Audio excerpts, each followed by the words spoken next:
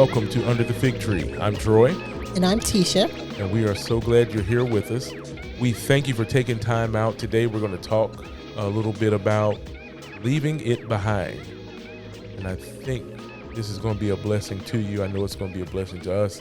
Amen. There's certain things that we need to understand about leaving things behind and the purpose of leaving things behind and not everything you should leave behind. I guess we're kind of giving away the ending here. I don't know, but we always do. We go to that end quick.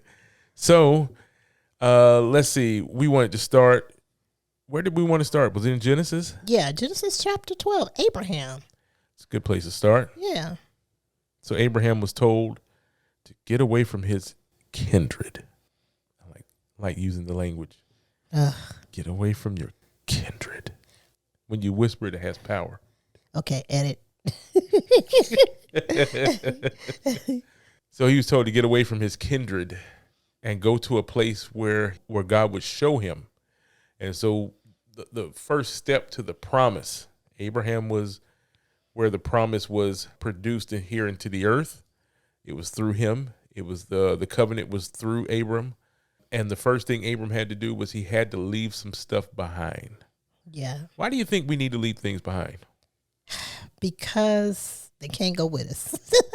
I really feel like God requires us to leave things behind so that it won't be a crutch. A lot of times things that we have, they can be a crutch for us. They could be a place of safety and we don't fully trust in him. And then a lot of times they're not good for us. Right. We've got to let go of those things that are seemingly good. And you would think your family is a seemingly good thing. Yeah. You would think, okay, they're all right. They've been with me this long. We're good. I love them. They love me. Why do I have to leave them behind? And so a lot of times you're leaving those things behind so you can change your mindset. You can change how you're thinking about a situation so that God can infuse his thinking into your thinking and you can move forward. And I believe that was one of the reasons why Abraham had to get out of his country. Whatever was happening in his country, God wanted him to experience something different. And so he had to leave them behind in order to receive the fullness of what God had. Yeah, God wanted to make him a man of promise, and his people, his family, culturally were different than what God wanted to take him to. Yeah. A lot of times we see this in the Bible about the ordinance that God laid out for the people not to intermingle with other nations, not to marry into other nations. That had everything to do with culture. It didn't have anything to do with race and all this kind of stuff. It was the culture, because ultimately what happens if you marry somebody of a different culture, they're going to want to bring their culture into, what you're doing. And I'll say this because it's true. There's no such thing as church culture. Right. Just being honest with you. Yeah. Churches have developed their own culture, but there's no such thing as church culture. There's a kingdom culture. Yeah. And every church should assimilate to that kingdom culture. That's the way things should go. Now, do they always go that way? Of course not. But I'm just telling you how it should go. The culture of the kingdom is what we should have. And in order to have the culture of the kingdom, it's going to cause you to have to separate from other people, because what they bring in is not necessarily what God wants in his kingdom. For some reason, a lot of times we feel like God's kingdom has to make room for where I've been. And it has to make room for the things I've been through, and it has to make room for the way we celebrate culturally and all these, but it doesn't. Right. It doesn't. God allowed you to have that culture. He let you see that culture. He saw it himself, and he still determined his kingdom had its own separate culture. Well, Abraham left, and what I hear is new creation. So when Abraham left his culture, he, over time, became a new creation. Absolutely. And it brought him to the point where God showed him the stars and the sand, and Abraham said, you know what, I'm going to believe that. Yeah. And I believe it was because he had left everything behind. Yeah. He had nothing. He said, the one who would get everything in my house is Eliezer of Damascus. Yeah. You know, I don't even have a seed to give all this wonderful blessing you have. In his eyes, he really didn't have anything. Mm-hmm. And so God said, okay, let me show you why I called you out, why I separated you, why you had to leave behind those things, because I'm going to give you a different family. Yeah. I'm going to transform your family. And your family you thought was big or you thought was good, you're going to get a family that is still perpetuated today. Yeah. You know, so it was a greater thing. So he had to leave that behind. And I can imagine that choice was hard. And we see it was hard because Lot came with him initially. Yeah, it's like he almost obeyed. Yeah, right? almost. Yeah. And God, I believe God saw his heart. But Lot became a bit of an anchor to him, because you can't just disobey God and just nothing happens, I guess. Right. You know, but Lot became an anchor to him. And I think he needed to see that. Yeah. Yeah. He needed to see that. In fact, when we start talking about leaving things behind, Lot had a hard time leaving things behind. Whoa. Yeah, he did. Yeah, he had a hard time leaving things behind. They had to drag him out of the city. And the reason why they had to drag him out of the city is because he did not want to leave. And I don't know what that pullback is, that comfort level. The angels literally had to force him out. And I believe the reason they were able to pull him out was because of the intercession of Abraham. Sure. Yeah. Absolutely. Yeah. I think sometimes, now, hear this out and then think about it, okay? Because you say, I don't know why it was so difficult, right? Mm-hmm. I think it's one of two things, at least in my mind. Okay. And I'm not thinking this through, so everybody listening, I have not thought this through completely. I'm just off the top of my mind right now. It's either apathy or it's fear. You've grown so comfortable in this environment that you become apathetic. This stuff is going on. All right, that's been going on for weeks. Then it becomes months. Then it's been going on for years. And this is just how they get down here in Sodom, right? Right. You just become apathetic to some of those things. Or it's fear, Yeah. right? Where else am I going to go? Right. What's it going to look like if I start over? You know, how am I going to take care of my kids? Yeah. You know, where will I find work? And you have to leave these things behind with all these things on your mind. But I believe that when you have that unction from God, and not even just the unction, but when you have the word from God that says go, then now your success is not determined by yourself and what you can do. It's going to be determined by your obedience to God and his provision. If he's telling you to go, think about this. When he told Abram to go, he said, he didn't tell him just go. He said, go to a land that I will show you. Yeah. Right? So there was somewhere he had for him. And sometimes we have to look at that when God gives us the go, when God tells us that we need to move, there's a place where God's taking us. Right. That's already at least somewhat prepared for us. Right. But if nothing else, it's promised to you. Well, and I think, in that fear is, what is it going to cost me? Sure. What is it costing me? It is costing me all the work that I put in. Lot moved to that area because it was green and it was lush, right? Yeah. So all the work that I put in to build this house, to build this family, to establish whatever it is I'm trying to establish as my legacy or whatever, I'm leaving all that with the clothes on my back, with nothing to show for it. As far as we know, he didn't take any cattle, which was like currency then. He didn't take anything. You know what I mean? And then his wife ends up dying in the midst of it.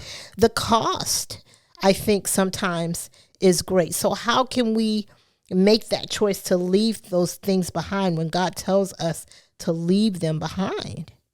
So we're not just going to gloss over that like you didn't say something profound, right? Okay. You brought up his wife. Yeah. And she had a hard time leaving things behind. Yeah. The word to them was go and don't look back. Don't look back. Right?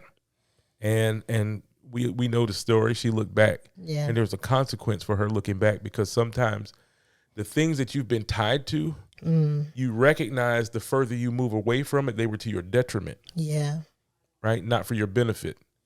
And so we see that with Lot's wife. Yeah. That the thing that she was tied to even the further she got away, she could turn around and see it was for her detriment. Yeah. It never meant her any good. Never meant her. There were some seemingly good benefits, right? Right. Because the enemy always brings things to you and shows you the benefit of it first. The woman saw that the food was good, that the fruit was good to the eye, and it was good for food, and it could make one wise.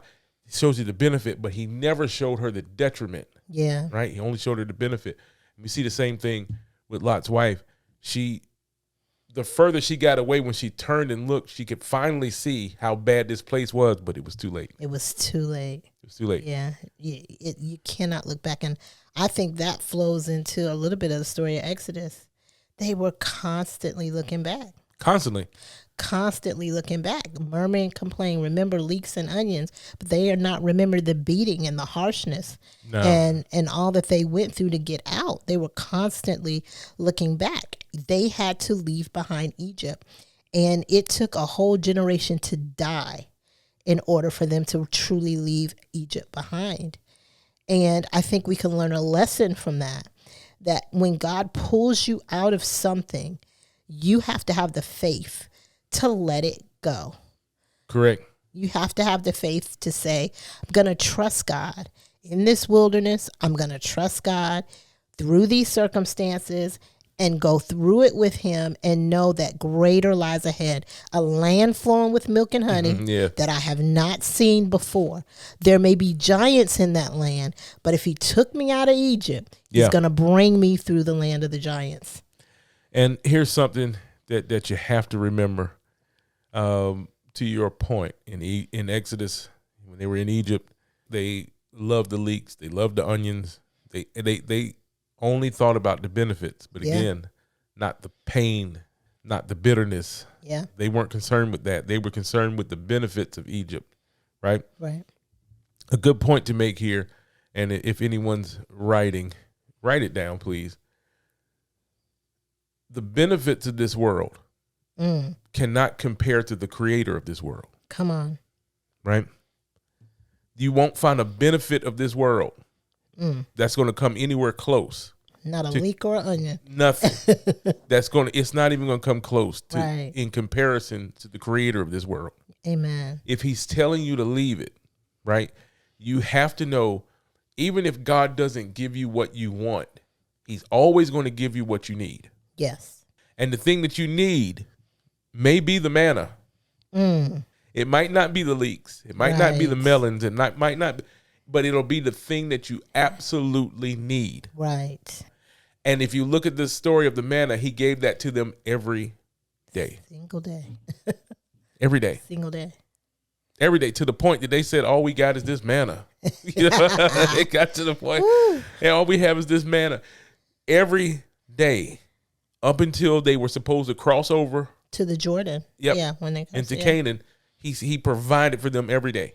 Yeah. Because that's what they needed. It wasn't what they wanted.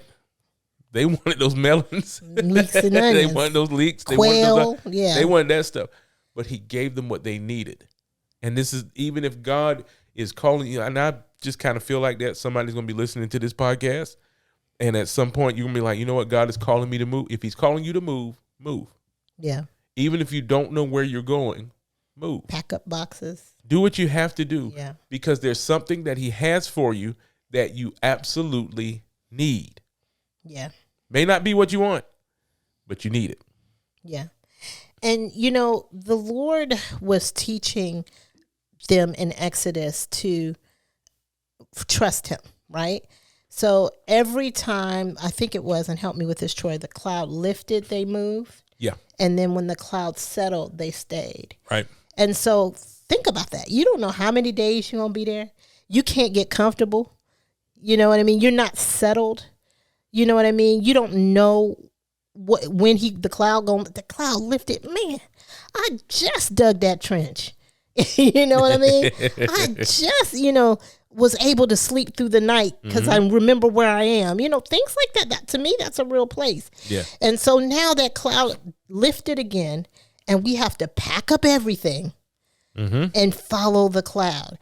And so leaving things behind is not just a long-term thing like Abraham or, Exodus. It could be short, momentary things. It could be just following the presence of God, and you're leaving behind where you were 2 days ago, what God told you to do 2 days ago. We as human beings get comfortable in what we're doing, and so God is like, don't be comfortable, follow me.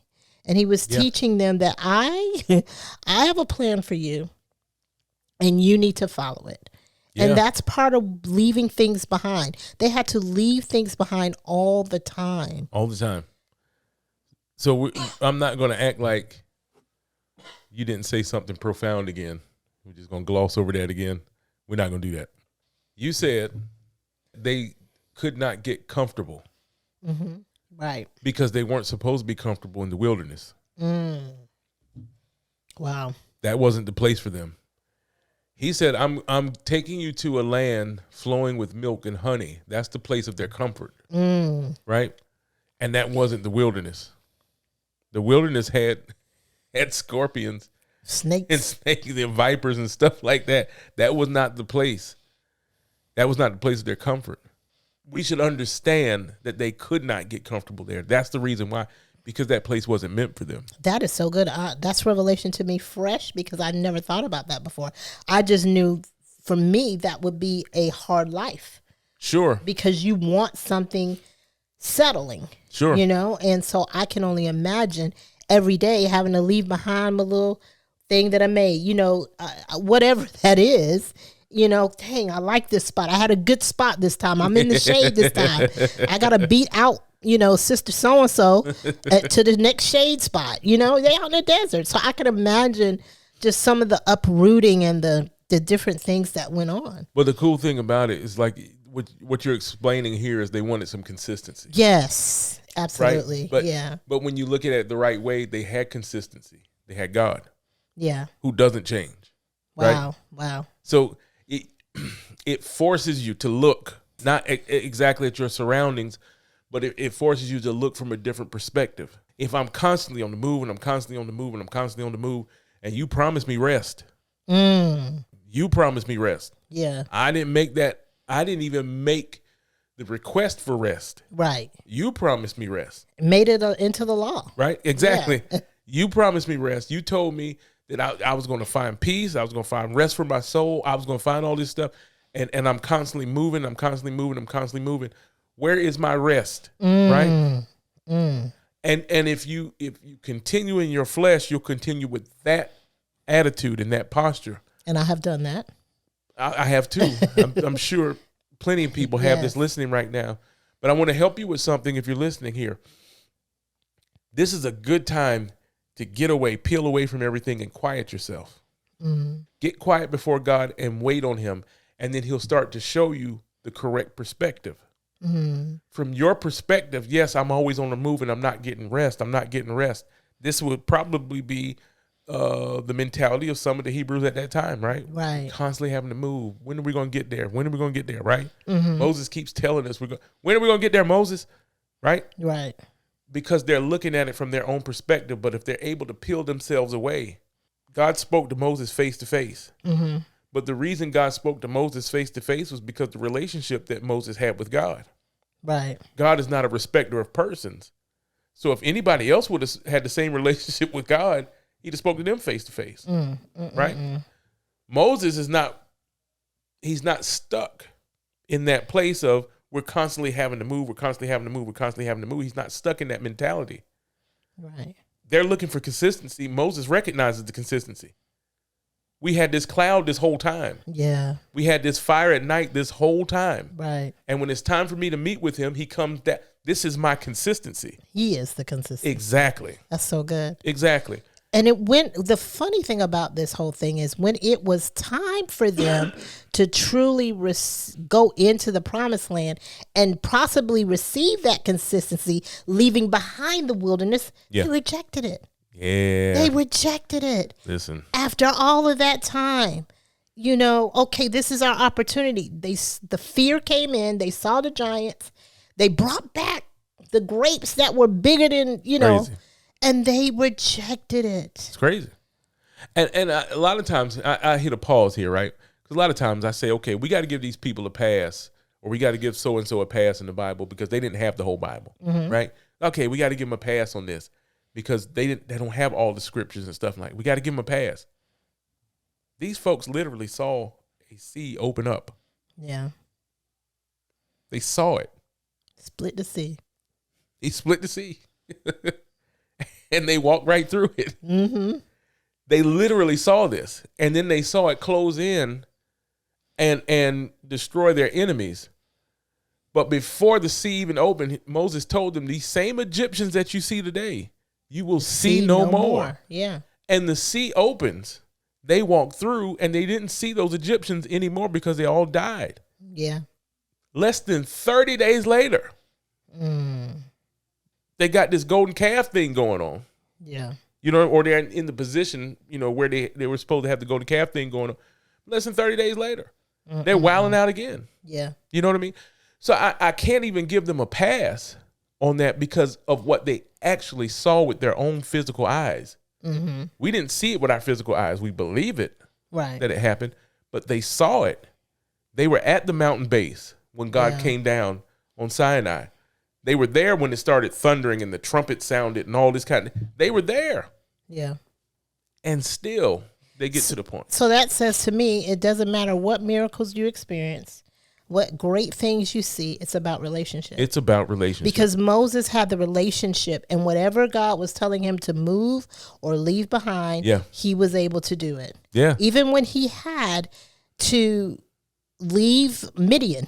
Yeah. You know what I mean? He had to leave Midian and go back to this place. Did he hesitate? Yeah. Yeah.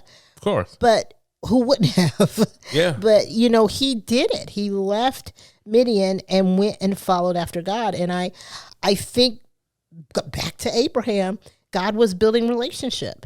Yes. You know what I mean? That's why it took time for Abraham to get it and finally release Lot. Because a relationship had to be built. And then when relationship is built, you realize he's all I got anyway. Yeah. He was all I ever had, and he's all I got. So I'm going to choose to have faith in him and leave those things behind. No, and that's all the time we have for today. Thanks so much for tuning in, and we hope you join us again under the fig tree.